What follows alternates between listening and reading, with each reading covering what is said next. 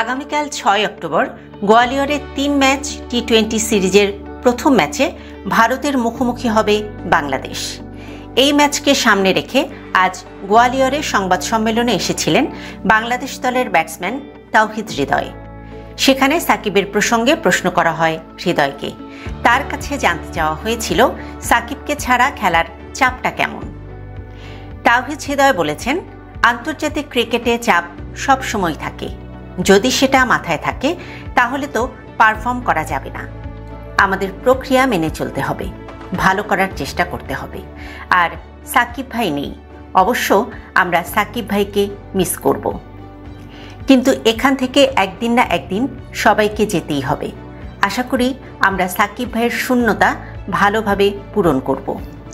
ভারতের বিপক্ষে সুপারস্টার হওয়ার সুযোগ আছে কিনা জানতে চাওয়া হয় হৃদয়ের কাছে। তিনি হেসে উত্তর দিলেন, সুপারস্টার তৈরি হওয়ার বিষয়টা আমি বলতে পারবো না।